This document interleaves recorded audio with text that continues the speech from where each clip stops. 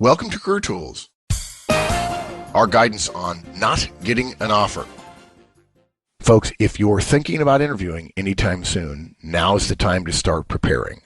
Interviewing is not about smarts. It's not about personality. It's all about preparation in the modern age as more and more companies use more and more tools to separate the wheat from the chaff. Our interviewing series is over 50 podcasts that go through in detail every step of the interview, how to prepare, how to dress, resumes, cover letters, how to chit-chat, how to answer, tell me about yourself and your leadership style and significant accomplishments with repeated examples, how to close, how to ask questions, how to follow up, everything in enormous detail because we know interviewing for most people is a black box. Come and check it out. So, Wendy, sometimes you get offers when you interview, and sometimes you don't. And it's never fun to not get an offer, but there's a right way to handle it, right? Yeah, and ripping it up and burning the letter does feel good, but it's probably not the best thing to do. Right. The fact is, you never know. Don't assume that the bridge is burned. The company is not burning the bridge. They're simply saying they're not right for you at that time. And since your life is going to be filled with failure because that's what life is, it makes sense to maybe learn how to deal with it in a more effective way. Yeah, and there's all sorts of reasons why companies might come back to you afterwards. So to burn a bridge for no reason is just silly, and you can actually make hay from. I'm gonna mix all my metaphors. You can make hay from the rejection. So we're going to talk about respond to communication by letter. Say thank you for the opportunity. Wish them luck with their hire. Don't ask for feedback. Oh, gosh. Finish by expressing future interest and stay in touch. Okay. So you say respond to any communication by letter. Yeah, which is probably overstated, but that'll make everybody listen. So my rule of communication is, Wendy's rule of communication is that the first time someone communicates with you, you communicate in kind. So if they've sent you a letter saying, I'm sorry, you're rejected, then you send a letter back. If they send an email, you send an email back. I see. If they call, then hopefully you answer the phone. But you don't respond to a letter with a phone call because if that person wanted to speak to you on the phone, they would have called you. Yes, and a letter is more formal, and you calling back on the phone suggests your formal communication to you is actually only an informal communication to me. Which is in the etiquette world a little bit rude. Okay. Exactly. And that doesn't mean you can't, if there was somebody in the process, if the letter comes from HR and you reply to them by HR and you want to send an email, you've had an email relationship with the hiring manager, there's nothing to stop you sending an email to the hiring manager. But if they send you a letter, you respond with a letter. Yeah. And people tend to communicate in the way they wish to be communicated with. Like I said, if they send you a letter, they didn't want to talk to you on the phone. And so if you get a letter, then you can assume that person wants to communicate by letter. And in my mind, the big issue here is not so much the form, although I agree with you, letter to letter, but rather when you get a letter that declines you, you don't not respond.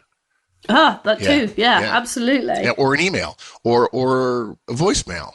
We tell people in our interviewing series that if you get an offer and you call back to accept a day later or 2 days later or 5 minutes later and you get voicemail, you can leave an acceptance on voicemail.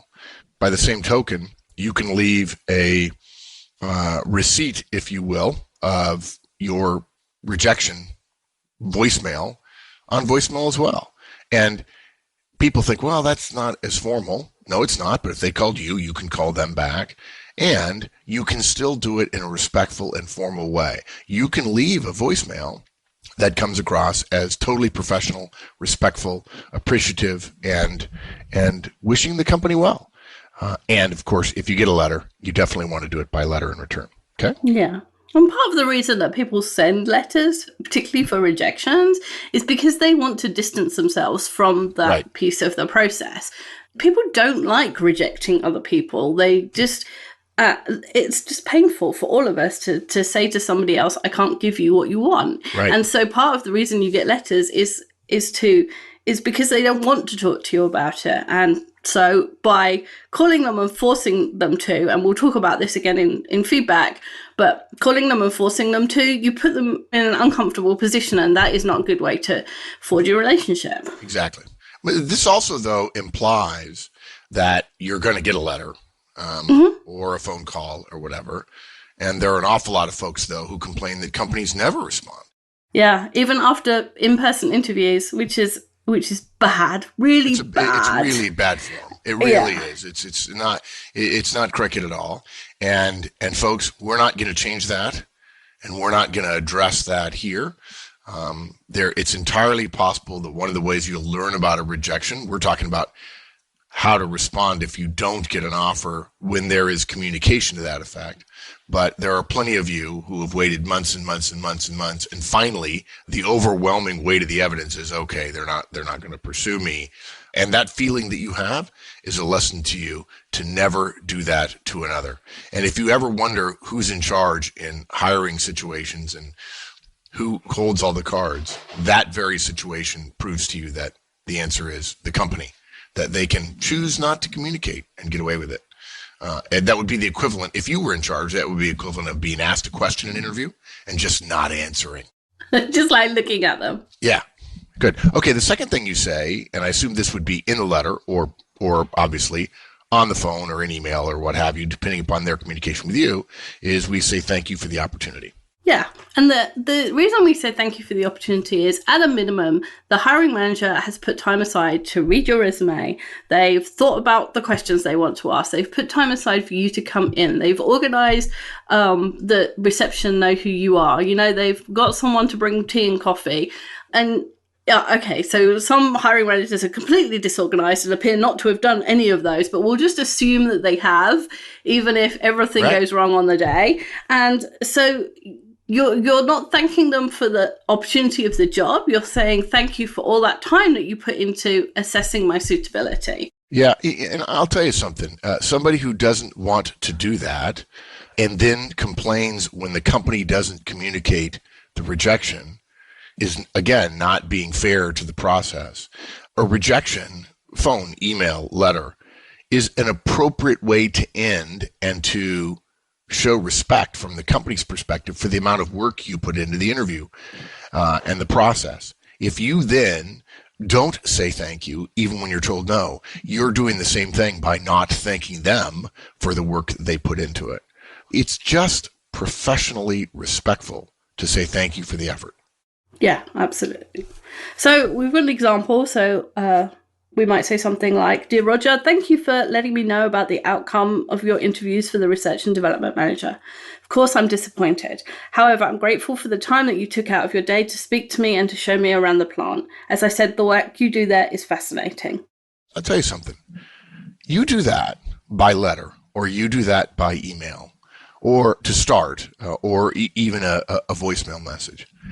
The person's going to read that, and it's rare enough today somebody say, "Wow, this guy's impressive. I like that. That's really classy." And he'll probably mention it to somebody else. And then maybe 3 or 4 months later, they say, "Hey, that guy we hired didn't work out. Should we go back and talk to Jones?"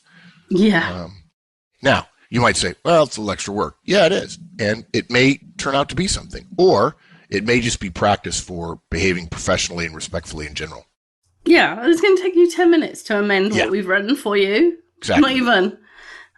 To print it out and put a stamp on it. So, you know, I write quite formally. So here's another less formal version. "Dear Roger, thank you so much for taking time to interview me last week. I loved seeing your clean room. It's an impressive operation you have there. I'm sad I'm not going to be part of it." So, good. You know, depends on the tone of the letter, of what you get, and the relationship you've developed with the hiring manager. And you want to stay within the bounds of what they gave you. I mean, sad is quite an emotional word, and probably not workplace appropriate, but that depends on where you interviewed. Who you are. And yeah, exactly. So yeah, I generally find when it comes to these things, a little bit more formality than you're used to is better. I'm now getting emails every once in a while from people that have the word you, Y-O-U, like as you and me, spelled as the letter U, or just 3 or 4 emoticons for a paragraph. And that may be 30 years from now, as we record this in 2015, but it's not here yet.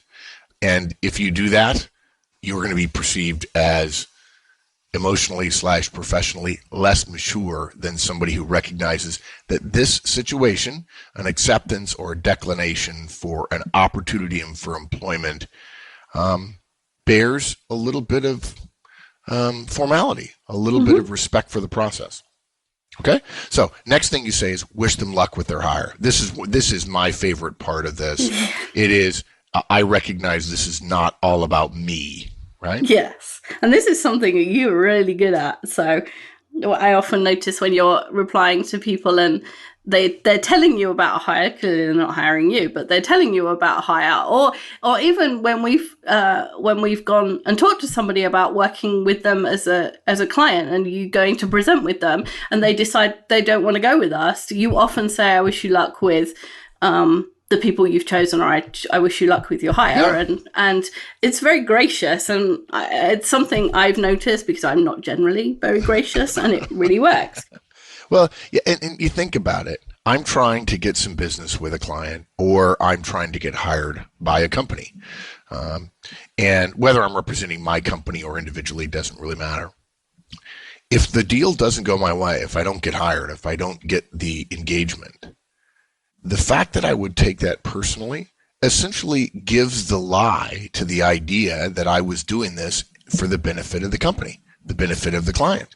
Mm-hmm. It means what I wanted was all about me, and you didn't give it to me, and now I'm going to be petulant. If I can truly say I'm doing this to benefit your company, if I'm going after an engagement, for instance, and I don't get it, then they've made the choice that another venue, another avenue is better for them than me. If that's the case, wouldn't they know better than me who's better? Of course they would. So you can't act petulantly or withhold regards or encouragement or good wishes if in fact you had the right mentality, the right emotional state when you started out. So essentially what you're doing when you're being gracious and wishing them luck is saying, I was in this for you. And of course, I want to win as well, but it was not all me. And I think too many people miss that. And too many people are too quick to justify their anger, their frustration, their schadenfreude. That's probably not the right word. The idea that, I'm ticked off at that guy because he got the job. That is a mentality of scarcity rather than abundance. And you better learn to smile at people on your way up because you'll see them on the way back down. Yes, and I'm with everybody else. I'm emotionally immature, and I would, I used to come back from interview. I've told this story before. I come back from interviews when I was, 16 or 17 looking for part-time jobs. And my mum would say, don't worry, the person who got it was a single mother with 8 children and 1 leg, because she wanted to make me feel like somebody else deserved it more than I did. So she would tell me these stories because I would come back and be all sulky. And the problem with coming back and being all sulky or being angry or being, having negative feelings is you can see them in somebody's writing. And what's more, you can see them in the next interview. I've interviewed loads of people who have been unemployed for 3 or 4 months and are in that place where I've been to 10 interviews and I've been rejected from all of them. And I'm angry and I don't understand what's happening and I feel rejected. And you can see all that in their faces and in their body language, and you can hear it in the answers. So you don't want to start yourself in that downward spiral by thinking about the person who got the job negatively. Yeah, and if you do something positive, you can behave your way into feeling a certain way. Yeah. So doing something positive will reduce the chances that you'll be more negative in communications that will make a difference if you're in a job search. Yeah. Yeah. So example? I wish you luck with your new hire. I'm sure you've chosen someone who will be a great asset to the team. Okay. Or I wish you and your team great success in the future. I'm sure you'll achieve it with the caliber of talent you have there. Something like that. Good. I like it. In fact, I remember not getting an offer from somebody in writing. I said, I'm certain that the process you put me through delivered somebody that you found outstanding, and I'm thrilled for them. And in fact, it was one of the companies I was interviewing with when I interviewed with Procter & Gamble. And the guy called me and said, "Are you kidding?" I said, "No, I'm not kidding." Now, I had been coached to do that, and I would not have done it had I not learned that lesson when I was 26. Okay, the next thing is don't ask for feedback. And what I'd love to do, if I could, is you just go ahead and walk everybody through the guidance. And the entire time you're talking, I will simply say, don't.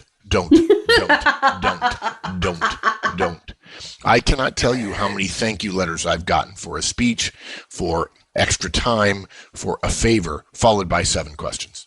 Mm-hmm. I cannot tell you how well, we talk about it in thank you notes, right? One of our guidance is, one of the pieces of guidance we have in thank you notes is never ask a question, because a question implies an obligation. It creates an obligation. It leaves unfulfilled. It leaves unclosed the loop of communication between you and the person you're communicating with. Yeah. And the whole point of thank you letters is to finish that communication. Yes. And the whole point of responding to a rejection letter or phone call or email is to close the communication. Yes. Yeah. And so you just said about thank you notes. This isn't particularly a rule about responses to job rejections, although it should be. It's a rule about thank you letters. If you're saying thank you for something, you don't ask for something else in the letter. It's like being told, "Oh, you can. Yeah, we have a space on our trip. So if there's an extra space, you want to come on our vacation to somewhere glamorous, like let's see, St. Bart's. We've got an extra bed in the hotel. Please come." And you saying, "Oh, can I bring my friend?"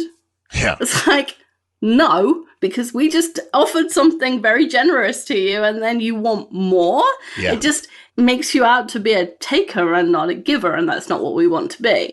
And one of the things we talk about frequently is in relationships, the issue of goodwill between two people, the goodwill and the trust that builds up such that if there's a disagreement or a misunderstanding, a relationship with a lot of trust or goodwill can handle it. The misunderstanding goes against the trust and goodwill, and we're fine.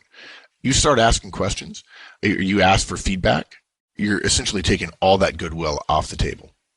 Because the relationship essentially is over once you get the letter. You're simply replying as a way of saying, "I appreciate what you did, and sorry it didn't work out, but I wish you well." Yeah. And the other thing is that managers hate giving feedback. Yeah.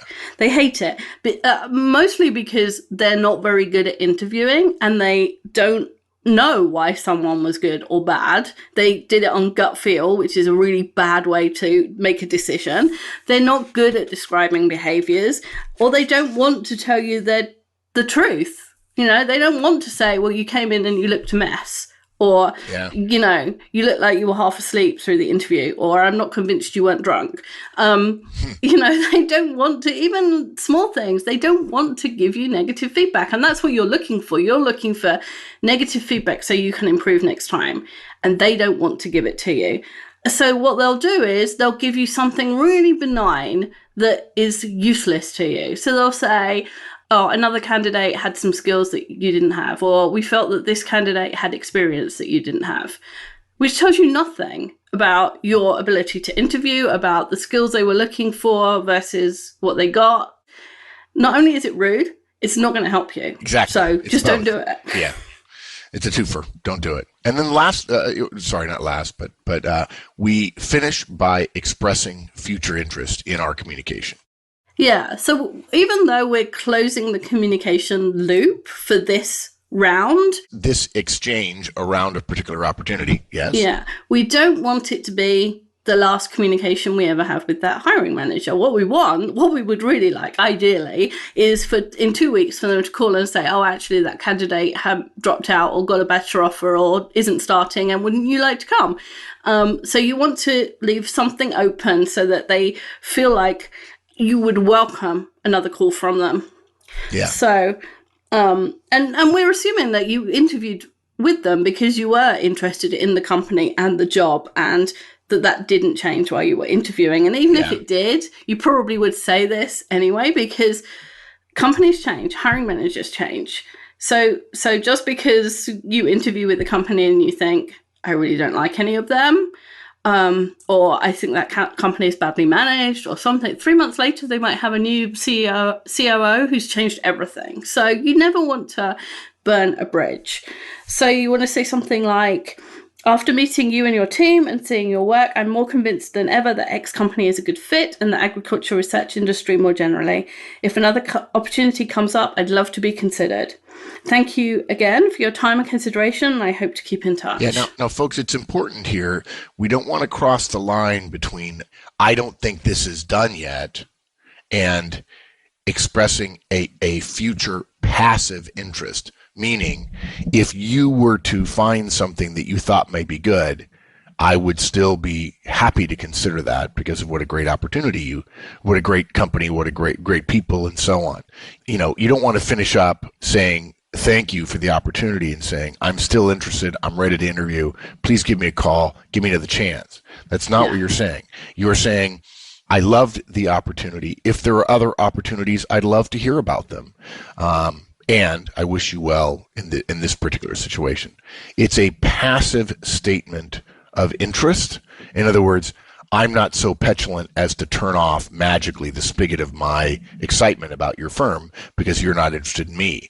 Your lack of interest in me for this opportunity doesn't change the excitement I feel about what you do and how well you do it. So be careful about that. And how many companies do we talk about that we either end up with as clients or don't end up as clients, and we say, wow, they're like the coolest people ever. There's all sorts of really exciting companies in the world who do really cool things and really cool things that people don't necessarily think of as cool. But so being excited about what a company does is, I don't know, it's not a negative in any way. You can be excited. It's fine to be excited about tractors or buses or, whatever. And people think that, well, once they've rejected me, I shouldn't be excited about them.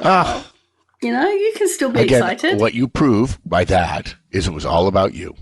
Yeah. And then in the world of collaboration and team play and communication and working across boundaries and international teamwork and virtual teams, you're saying, I'm not a good hire. Yeah. Good. That's right.